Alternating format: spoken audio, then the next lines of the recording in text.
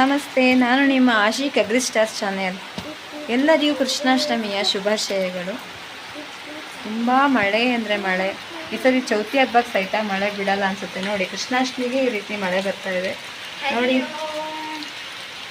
ನಮಸ್ತೆ. ನೋಡಿ, ಮಗಳು ಕೂಡ ಕೃಷ್ಣ ರಾಧೆ ಇದರ ವೇಷಕ್ಕೋಸ್ಕರ ರಾಧೆ ವೇಷ ಹಾಕಿದ್ದಾಳೆ.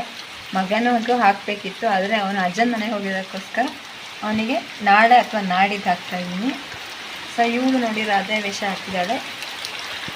ಸೊ ನಿಮಗೆ ಈ ವಿಡಿಯೋ ಇಷ್ಟವಾದಲ್ಲಿ ಲೈಕ್ ಕೊಡಿ, ಶೇರ್ ಮಾಡಿ, ಸಬ್ಸ್ಕ್ರೈಬ್ ಆಗೋದನ್ನು ಮಾತ್ರ ಮರಿಬೇಡಿ. ಈ ವಿಡಿಯೋಗೆ ಅಟ್ಲೀಸ್ಟ್ 50 ಲೈಕ್ಸ್ ನಾನು ಎಕ್ಸ್ಪೆಕ್ಟೇಷನ್ ಮಾಡ್ತೀನಿ.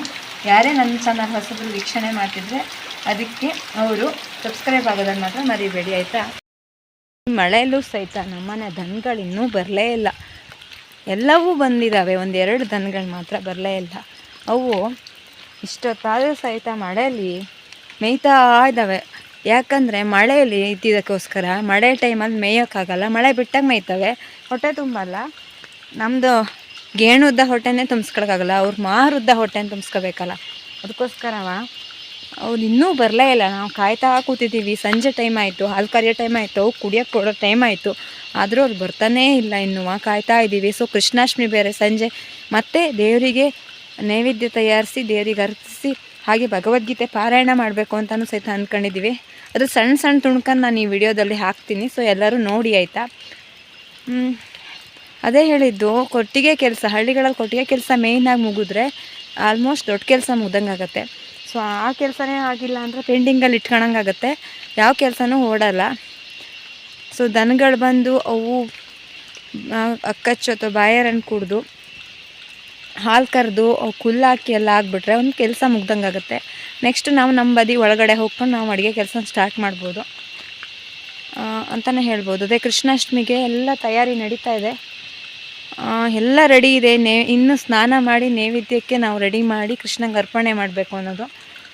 ಹಾಗೆ ಕೃಷ್ಣ ಸಾಮಾನ್ಯವಾಗಿ ಗೊತ್ತು ನಿಮಗೆ, ಕುರುಕ್ಷೇತ್ರ ಯುದ್ಧ, ಕುರುಕ್ಷೇತ್ರದಲ್ಲಿ ಭಗವದ್ಗೀತೆನ ಗೀತಾಸಾರನ ಅರ್ಜುನನಿಗೆ ಬೋಧನೆ ಮಾಡ್ದ.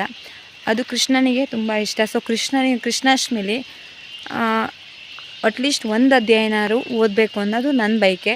1 ಅಧ್ಯಾಯನಾರು ಇವತ್ತು ಓದಬೇಕು, ಇವತ್ತಿಂದ ಸ್ಟಾರ್ಟ್ ಮಾಡಬೇಕು. ಇವತ್ತಿಂದ 1 ತಿಂಗಳ ತನಕ ನಮ್ಮ ಭಗವದ್ಗೀತೆ ಇದವರು 1 ತಿಂಗಳಾರು ಭಗವದ್ಗೀತೆ ಓದಿ ಅಂತ ಹೇಳಿದ್ದಾರೆ. ನಾನು ಅದಕ್ಕೆ ದಿನ 1 ಅಧ್ಯಾಯನ ಪೂರೈಸಬೇಕು ಅಂತ ಅಂದ್ಕೊಂಡಿದ್ದೀನಿ. ಹಾಗೆ ನಾಳೆ ನಮ್ಮೂರಲ್ಲೇ ಸ್ವಲ್ಪ ಹತ್ತಿರದಲ್ಲೇ ಭಗವದ್ಗೀತೆ ಪಾರಾಯಣ ಇದೆ. ಅಂದರೆ 18 ಅಧ್ಯಾಯಗಳ ಪಾರಾಯಣ ಇದೆ, ಹಾಗೂ ವಿಷ್ಣು ಸಹಸ್ರನಾಮ ಪಾರಾಯಣ ಸಹಿತ ಇದೆ. ಅದಕ್ಕೂ ಸಹಿತ ಎಲ್ಲರೂ ಬನ್ನಿ ಅಂತಲೇ ಹೇಳ್ತೀನಿ. ಸೊ ನಾನು ಸಹಿತ ಅಲ್ಲಿಗೂ ಹೋಗ್ತಾ ಇದ್ದೀನಿ. ಅಲ್ಲಿ ನಮಗೆ ಅವಕಾಶ ಸಿಕ್ಕಿದರೆ ನಿಮಗೆ ವಿಡಿಯೋ ಮಾಡಿ ನಾನು ಬಿಡ್ತೀನಿ. ಇಲ್ಲಾಂದರೆ ಯಾಕಂದ್ರೆ ತುಂಬ ಜನ ಸೇರಿರ್ತೀವಿ, ಅವ್ರದ್ದೇ ಒಂದು ಲೈವ್ ಸೆಷನ್ ಇರುತ್ತೆ. ನಾವು ಜೊತೆಗೆ ಮಧ್ಯೆ ಸಣ್ಣ ಸಣ್ಣ ತುಣುಕು ವಿಡಿಯೋನ ನಾನು ನಿಮಗೆ ನೆಕ್ಸ್ಟ್ ನಾಳೆನ ಇವತ್ತು ನಾಡಿದ್ದು ನಿಮಗೆ ಹಾಕ್ತೀನಿ. ಅದಕ್ಕೆ ನಾಳೆ 18 ಅಧ್ಯಾಯಗಳ ಪಾರಾಯಣ ಭಗವದ್ಗೀತೆದು ಇದೆ. ಹಾಗೆ ನಾನು ಹೇಳಿದಾಗೆ ಭಗವದ್ಗೀತೆಯಿಂದ ಎಷ್ಟು ಧನಾತ್ಮಕ ಅಂಶಗಳು ನಮ್ಮ ಒಳಗಡೆ ಹೋಗಿ ನಮ್ಮನ್ನು ಎನರ್ಜೆಟಿಕ್ ಆಗಿ ಮಾಡುತ್ತೆ ಅನ್ನೋದಕ್ಕೆ ಸಾಕ್ಷಿ. ಹಾಗೆ ಎಷ್ಟೋ ನಮ್ಮ ಜೀವನಕ್ಕೆ ಬೇಕಾಗಿರುವಂತಹ ಪ್ರಶ್ನೆಗಳಿಗೆ ಉತ್ತರ ಸಹಿತ ಭಗವದ್ಗೀತೆಯಲ್ಲೇ ಸಿಕ್ಕುತ್ತೆ. ನಾವು ಎಲ್ಲಿ ಪ್ರಶ್ನೆ ಹುಡುಕ್ತೀವೋ ಅಲ್ಲೇ ಉತ್ತರ ಸಹಿತ ಸಿಕ್ಕೋದಕ್ಕೆ ಸಾಕ್ಷಿ ಭಗವದ್ಗೀತೆ ಅಂತಲೇ ಹೇಳ್ಬೋದು. ಎಷ್ಟೋ ನನಗೆ ಸಹಿತ ಮೊದಲು ಭಗವದ್ಗೀತೆ ಹೇಳೋಕ್ಕೆ ತುಂಬ ಕಷ್ಟ ಆಗ್ತಿತ್ತು. ಯಾಕಂದ್ರೆ ನಾವು ಆ ಸಂಸ್ಕೃತಿಯಲ್ಲೇ ಬೆಳೆದವರಾಗಿದ್ದರೂ ಸಹಿತ ನಮ್ಗೆ ಆ ಶ್ಲೋಕಗಳ ಉಚ್ಚಾರಣೆ ತುಂಬ ಕಷ್ಟ ಆಗ್ತಿತ್ತು. ಅಂಥ ಸಮಯದಲ್ಲಿ ನಾವು ಒಂದು ಭಗವದ್ಗೀತೆ ಕ್ಲಾಸಿಗೆ, ಗೀತಾ ಜ್ಞಾನ ಯಜ್ಞ ಟ್ರಸ್ಟ್ ಅಂತ ಕಾಸರಗೋಡವರು, ಅವ್ರದ್ದು ಟ್ರಸ್ಟಿನ ಕ್ಲಾಸಿಗೆ, ಆನ್ಲೈನ್ ಕ್ಲಾಸಿಗೆ ಸೇರಿಕೊಂಡ್ವಿ. ಅಲ್ಲಿ ಕ್ಲಾಸಿಗೆ ಸೇರಿದಾಗಿಂದ ಅಲ್ಲಿ ಸಿಕ್ಕುವಂತಹ ತರಬೇತಿ, ಮಾತಾಜಿಗಳು ಹೇಳಿಕೊಡುವಂತಹ ರೀತಿ, ಅದರಿಂದ ನಾವು ಕಲ್ತಿರುವಂಥದ್ದು. ಫಸ್ಟ್ ಒಂದು 10 ಶ್ಲೋಕಗಳು ನನಗೆ ತುಂಬ ಕಷ್ಟ ಆಗ್ತಿತ್ತು. ನೆಕ್ಸ್ಟು ಈ ತುಂಬ ಕಷ್ಟ ಶ್ಲೋಕ ಬಂದಾಗಂತೂ ತುಂಬ ಕಷ್ಟ ಆಗ್ತಿತ್ತು. ನಮಗೆ ಎಷ್ಟೇ ಸ್ಪಷ್ಟತೆ ಇದ್ದರೂ ನಾಲ್ಗೆ ಉಚ್ಚಾರಣೆ ಮಾಡೋಕ್ಕೆ ಬರ್ತಿರಲಿಲ್ಲ. ಹೇಳ್ಬೇಕಂದ್ರೆ ಈಗ ಮಾತಾಡೋಕ್ಕೆ ಬರದೇ ಇದ್ದವರಿಗೆ ಹೇಗಾಗ್ತಿತ್ತೋ ಹಾಗಾಗ್ತಿತ್ತು ನಮಗೆ. ಆದರೆ ಈಗ ಅರ್ಧದಷ್ಟು ಮಟ್ಟಿಗೆ ಅಡ್ಡಿಲ್ಲ ಅಂತಲೇ ಹೇಳ್ಬೋದು. ಅದಕ್ಕೆ ಭಗವದ್ಗೀತೆನ ಕಲಿಯೋದ್ರಿಂದ ನಮ್ಮ ಜೀವನಕ್ಕೂ ಒಳ್ಳೆಯದು, ಆರೋಗ್ಯಕ್ಕೂ ಒಳ್ಳೆಯದು, ನೆಮ್ಮದಿನೂ ಸಹಿತ ಸಿಕ್ಕುತ್ತೆ ಅಂತಲೇ ಹೇಳ್ಬೋದು. ಹಾಗೆ ಇಲ್ಲಿ ನಾನೊಬ್ಬಳೇ ಅಂತಲ್ಲ, ನನ್ನ ಮಕ್ಕಳು ಸಹಿತ ಕಲಿತಾ ಇದ್ದಾರೆ. ಇವಳು ಸಹಿತ ಕಲಿತಾ ಇದ್ದಾಳೆ. ಇವಳು 18 ಅಧ್ಯಾಯನ ಕಲಿತು ಪೂರೈಸಿದ್ದಾಳೆ. ಆಗ ನನ್ನ ಮಗನಿಗೂ ಸಹಿತ ಕ್ಲಾಸಿಗೆ ಜಾಯಿನ್ ಮಾಡಿಸಿದ್ದೀನಿ. ಅವನಿಗೆ ಓದೋಕ್ಕೆ ಬರಲ್ಲ, ಆದರೆ ಮಾತಾಜಿಗಳು ಹೇಳ್ಕೊಡುವಂತಹದನ್ನು ಹೇಳ್ತಾನಷ್ಟೆ. ಆ ಥರ. ಆದರೆ ನೆಕ್ಸ್ಟು ಇದೇ ರೀತಿ ಹಂತದಲ್ಲಿ ನಾವು ಸಣ್ಣ ಮಕ್ಕಳಿಗೆ ಆದಷ್ಟು ನಾವು ಕಳಿಸ್ತಿದ್ರೆ, ಸಣ್ಣಕ್ಕಿದ್ದಾಗಿಂದನೇ ಅವಕ್ಕೆ ಉಚ್ಚಾರಣೆ ಮೂಲಕ ಕಲಿಸ್ತಾ ಬಂದರೆ ನೆಕ್ಸ್ಟ್ ಅವನ್ನ ಕಲಿತಾವೆ ಅನ್ನೋದಕ್ಕೆ ಭಗವದ್ಗೀತೆಯಿಂದ ಕಲಿಯೋಕ್ಕೆ ಸಾಧ್ಯ ಅಂತ ಹೇಳ್ಬೋದು. ಅದೇ ನಾನು ಹೇಳಿದ್ನಲ್ಲ, ಭಗವದ್ಗೀತೆ ನಮಗೆ ಜೀವನಕ್ಕೆ ಬೇಕಾಗಿರುವಂತಹ ಅಂಶ ಸಿಕ್ಕುತ್ತೆ ಅಂತ. ಅದು 100ಕ್ಕೆ 100 ಸತ್ಯ. ಈ ಕೃಷ್ಣ ಧರ್ಮದ ಹಾದಿಯಲ್ಲಿ ಹೋದರೆ ಕೃಷ್ಣ ಎಲ್ಲೇ ಇದ್ದರೂ ನಮಗೆ ಸಿಕ್ಕುತ್ತೆ ಅಂತಲೇ ಹೇಳಿದ್ದಾನೆ. ಎಲ್ಲಿ ಅಧರ್ಮ ನಡೆಯುತ್ತೋ ಅಲ್ಲಿ ಕೃಷ್ಣ ಇರಲ್ಲ, ಧರ್ಮ ಎಲ್ಲಿರುತ್ತೋ ಅಲ್ಲಿ ಕೃಷ್ಣ ಇದ್ದ. ನಾನು ಹೇಳಿದ್ದೆ ಅಲ್ವಾ, ಸಂಜೆ ಕೆಲಸ ಮುಗಿಯೋಕ್ಕೂ ನಿಮಗೆ ಸ್ನಾನ ಮಾಡಿ ನೈವೇದ್ಯಕ್ಕೆ ರೆಡಿ ಮಾಡಬೇಕು ಅಂತ. ಸೊ ಕೃಷ್ಣನಿಗೆ ತುಂಬ ಇಷ್ಟವಾಗಿದ್ದಂದರೆ ಅವಲಕ್ಕಿ. ಯಾಕೆ ಹೇಳಿ ಅವಲಕ್ಕಿ ಇಷ್ಟ ತುಂಬ? ಅವಲಕ್ಕಿ ಯಾಕೆ ಅಂದರೆ, ಕೃಷ್ಣನ ಗೆಳೆಯ ಸುಧಾಮ, ಅವನು ತುಂಬ ಬಡವ ಆಗಿರ್ತಾನೆ. ಬಡವ ಆಗಿದ್ದಾಗ ಅವನು ತುಂಬ ಬಡವ ಅಂದರೆ ಅಷ್ಟು ಬಡವ. ಕೃಷ್ಣ ಹಾಗೂ ಸುಧಾಮ ಒಂದು ಗುರುಕುಲದಲ್ಲಿ ಸ್ನೇಹಿತರಾಗಿರ್ತಾರೆ. ಆದರೆ ಸುಧಾಮ ಯಾವತ್ತೂ ತಾನು ಬಡವ ಅಂತ ಯಾವತ್ತೂ ಹೇಳ್ಕೊಂಡಿರಲ್ಲ. ಹೀಗೆ ಬೆಳೀತಾ ಬೆಳೀತಾ ಕೃಷ್ಣ ಸುಧಾಮ ಬೇರೆ ಬೇರೆ ಗುರುಕುಲ ಮುಗಿಸಿ ಹೋಗಿರ್ತಾರೆ. ಸುಧಾಮ ತನ್ನ ಸಂಸಾರದಲ್ಲಿ ಇರ್ತಾನೆ. ಹೆಂಡತಿ ಹಾಗೂ ಬಡತನದ ಜೊತೆಗೆ ಹೆಂಡತಿ ಮಕ್ಕಳು ಎಲ್ಲರೂ ಇರ್ತಾರೆ. ಒಂದು ಊಟಕ್ಕಾಗುವಷ್ಟು ಕೊರತೆ ಇತ್ತು ಅವರಲ್ಲಿ. ಆದರೂ ಸಹಿತ ಸುಧಾಮ ತನ್ನ ಸ್ವಾಭಿಮಾನ ಬಿಡ್ತಿರ್ಲಿಲ್ಲ. ತಾನು ತನಗೆ ಬಂದಂತಹ ದುಡಿಮೆಯಿಂದ ಮಕ್ಕಳನ್ನ ಹೆಂಡ್ತಿನ ಸಾಕ್ತಿದ್ದ. ಒಂದಿನ ಏನಾಯ್ತಂದ್ರೆ, ಅವ್ನ ಹೆಂಡ್ತಿ ಹೇಳ್ತಾಳೆ, ನಿಮ್ಮ ಗೆಳೆಯ ಯಾವಾಗಲೂ ಕೃಷ್ಣ ಕೃಷ್ಣ ಅಂತ ಇರ್ತಿರಲ್ಲ, ಹೋಗಿ ಕೃಷ್ಣನ ಹತ್ರ ಒಂದು ಸ್ವಲ್ಪ ಸಹಾಯ ಕೇಳಬಾರ್ದಾ ಅಂತಾನೆ.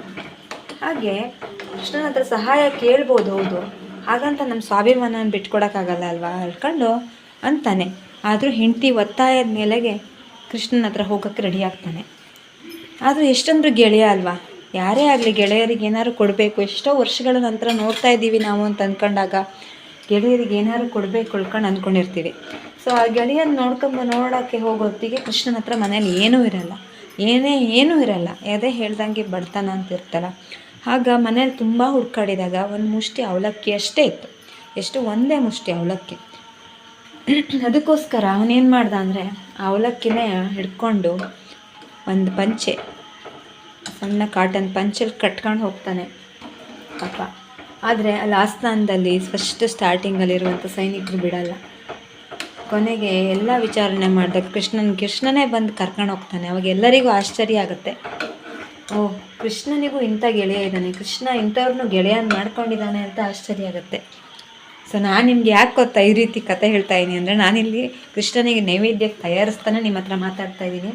ಸೊ ಅದೇ ನಾನು ಹೇಳಿದಾಗೆ ಕೃಷ್ಣನಿಗೋಸ್ಕರ ಮಾಡ್ತಾನೆ. ಕೃಷ್ಣನೇ ಬಂದು ಅವ್ರನ್ನ ಕರ್ಕೊಂಡು ಹೋಗ್ತಾನೆ. ಆಸ್ಥಾನಕ್ಕೆ ಕರ್ಕೊಂಡೋಗಿ ತನ್ನ ಸಿಂಹಾಸನದ ಮೇಲೆ ಕೂರಿಸ್ಕೊಂಡು ಅವನಿಗೆ ಕಾಲು ಒತ್ತಾನೆ. ಯಾವಾಗ ಅವನಿಗೆ ಎಷ್ಟು ಅಂದರೆ ಏನು ಹೇಳಬೇಕು ಅಂತಲೇ ಗೊತ್ತಾಗಲ್ಲ. ಬೇಡ ಕೃಷ್ಣ, ನನ್ನ ಕಾಲು ಒತ್ತಬೇಡ, ನೀನು ಅರಸ ಅಂತ ತುಂಬ ಅಂತಾರೆ. ಆದರೂ ಅವನು ಕೇಳಲ್ಲ. ನಾನು ಅರಸ ಆಗಿರ್ಬೋದು, ಆದರೆ ನೀನು ಯಾವತ್ತಿದ್ರೂ ನನ್ನ ಗೆಳೆಯ ಹೇಳ್ಕೊಂಡು ಅವನು ಕಾಲು ಒತ್ತಾನೆ. ನಂತರ ಅವನಿಗೆ ಆದರಾತಿಥ್ಯ ಎಲ್ಲ ಕೊಡಿಸ್ತಾನೆ. ಆದರಾತಿಥ್ಯನೆಲ್ಲ ಕೊಟ್ಟು ನೆಕ್ಸ್ಟು ಅವನಿಗೆ ಹೊಟ್ಟೆ ತುಂಬ ಊಟ ಹಾಕಿ ಅವನನ್ನು ಕಳಿಸೋ ಟೈಮಲ್ಲಿ ಕೃಷ್ಣನ ಹತ್ರ ಹೆಂಡ್ತಿ ತಮಗೆ ಬೇಕಾಗಿರೋದನ್ನು ಕೇಳ್ಕೊಂಡು ಬನ್ನಿ ಅಂತ ಕಳಿಸಿರ್ತಾಳೆ. ಆದರೆ ಸುಧಾಮ ಏನೂ ಕೇಳಲ್ಲ. ಅವನೇನು ಮಾಡ್ತಾನೆ ಅಂದರೆ, ಕೃಷ್ಣನ ಹತ್ರ ಹೋಗಿ ಬರ್ತೀನಿ ಗೆಳೆಯ ಅಂತ ಹೊರಡ್ತಾನೆ. ಆದರೆ ಕೃಷ್ಣನೇ ಕೇಳ್ತಾನೆ, ನೀನು ಏನೋ ಮರ್ತಿದ್ಯಾ, ಏನಾದ್ರು ಬೇಕಾ ಕೇಳು ಹೇಳ್ತಾನೆ. ಇಲ್ಲ, ಅವನೇನೂ ಕೇಳಲ್ಲ. ಅವನಷ್ಟೇ ಕೃಷ್ಣನಿಗೆ ಹೋಗಿ ತಾನು ತಂದಿರೋಂಥ ಅವಲಕ್ಕಿನ ಕೊಡ್ತಾನೆ, ಹೊರಡ್ತಾನೆ. ಯಾಕೆ ಗೊತ್ತಾ ಕಣ್ಣಲ್ಲಿ ನೀರು ಬಂತು? ಗೆಳೆತನ.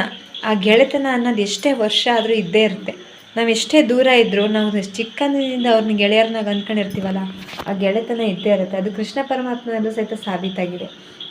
ಸೊ ನನಗೂ ಸಹಿತ ತುಂಬ ಚಿಕ್ಕ ವಯಸ್ಸಿಂದ ಇರುವಂಥ ಗೆಳೆಯರು ಇದ್ದಾರೆ. ಅವ್ರು ನೆನಪಾದರು. ಸೊ ಅದಕ್ಕೆ ಕಣ್ಣಲ್ಲಿ ನೀರು ಬಂತು.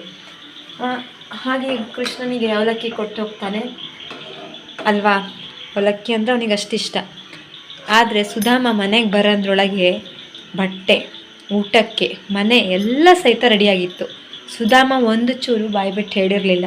ಆದರೆ ಸುಧಾಮನ ಬೈಕೆ ಅಷ್ಟು ಕೃಷ್ಣನಿಗೆ ಗೊತ್ತಾಯಿತು. ಅವನು ಯಾಕೆ ಕೇಳಿಲ್ಲ ಅಂದರೆ ತನ್ನ ಸ್ವಾಭಿಮಾನ. ಹಾಗೆ ತನ್ನನ್ನು ಇಷ್ಟು ಪ್ರೀತಿ ಮಾಡೋ ಕೃಷ್ಣ ಅಂತ ಗೆಳೆಯ ಇರುವಾಗ ಆ ಶ್ರೀಮಂತಿಕೆ ಯಾಕೆ ಬೇಕು? ಹೆಂಡತಿ ಹೇಳಿದ ಪ್ರಶ್ನೆ ಯಾಕೆ ಕೇಳಬೇಕು ಹೇಳ್ಕೊಂಡು ಕೇಳಿರಲ್ಲ. ಅದಕ್ಕೆ ಹೇಳೋದು ಗೆಳೆತನಕ್ಕಿರುವಂಥ ಶಕ್ತಿ ಅಂತ. ಅದಕ್ಕೆ ಕೃಷ್ಣನಿಗೆ ಅವಲಕ್ಕಿ ಅಂದರೆ ತುಂಬ ಇಷ್ಟ. ಹಾಗೆ ಹೆಸರುಬೇಳೆ ಪಾಯಸ ಸಹಿತ ತುಂಬ ಇಷ್ಟ. ಅದು ಹೆಸರುಬೇಳೆ ಪಾಯಸ ಏನಕ್ಕೆ ಇಷ್ಟ ಅಂತ ನನಗೆ ಎಷ್ಟು ಮಾಹಿತಿ ಗೊತ್ತಿಲ್ಲ. ನನಗೆ ಗೊತ್ತಿರೋಂಥ ಅವಲಕ್ಕಿ ಕತೆ ನಿಮ್ಗೆ ಹೇಳಿದೆ, ಅದಕ್ಕೆ ಅವಲಕ್ಕಿ ಅಂತ. ಅವಲಕ್ಕಿ ಅಂದರೆ ಮಾಮೂಲಿಯಾಗಿ ನಾವು ಅಂಗಡಿಯಿಂದ ತಂದು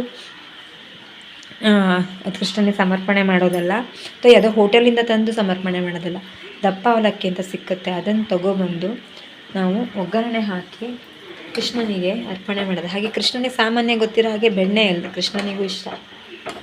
ಅವನು ಬೆಣ್ಣೆ ಕಳ್ಳ ಅಂತಲೇ ಕೇಳಿದ್ದೀವಿ ಅಲ್ವಾ. ಸೊ ನಾನು ನೋಡಿ ಪಾಯಸಕ್ಕೆ ರೆಡಿ ಮಾಡ್ತಾಯಿದ್ದೀನಿ. ಫಸ್ಟ್ ಪಾಯಸ ಮಾಡ್ಕೊಂಡು ನೆಕ್ಸ್ಟ್ ಅವಲಕ್ಕಿ ಮಾಡೋಣ ಅಂತ ಅಷ್ಟೇ. ನಿಜವಾಗ್ಲೂ ಕೇಳಬೇಕಂದ್ರೆ ಕೃಷ್ಣ ಬಯಸೋದು ಇಷ್ಟೇ, ನಿಸ್ವಾರ್ಥ ಪ್ರೀತಿನ, ಯಾವುದೇ ಆಡಂಬರದ ಪ್ರೀತಿನ ಅವನು ಇಷ್ಟಪಡೋದೇ ಇಲ್ಲ. ನಿಸ್ವಾರ್ಥ ಪ್ರೀತಿ. ನಿಮ್ಮ ಮನಸ್ಸಲ್ಲಿ ಎಷ್ಟು ಭಕ್ತಿ ಇದೆಯೋ ಅಷ್ಟು ಭಕ್ತಿಯಿಂದ ಅವನ ಹತ್ರ ಕೇಳ್ಕೊಳ್ಳಿ, ಅವನು ಗ್ಯಾರಂಟಿ ಈಡೇರಿಸ್ತಾನೆ. ಇದು ಸಾಮಾನ್ಯವಾಗಿ ಎಲ್ಲರಿಗೂ ಗೊತ್ತಿರುವಂಥದ್ದೇ. ಕೃಷ್ಣ ಪರಮಾತ್ಮ ಎಲ್ಲರ ಆಸೆನ ಅವ್ನು ಹೇಳಲೇಬೇಕು ಅಂತಿಲ್ಲ, ಅವ್ನ ಮನಸ್ಸಿನ ಬಯಕೆ ಅವ್ನು ಈಡೇರಿಸ್ತಾನೆ ಅನ್ನೋದು ಗ್ಯಾರಂಟಿಯ. ಸೊ ನಿಮಗೆ ನಾನು ನೈವೇದ್ಯ ಮಾಡೋದನ್ನು ತೋರಿಸ್ತೀನಿ, ವೆಯ್ಟ್.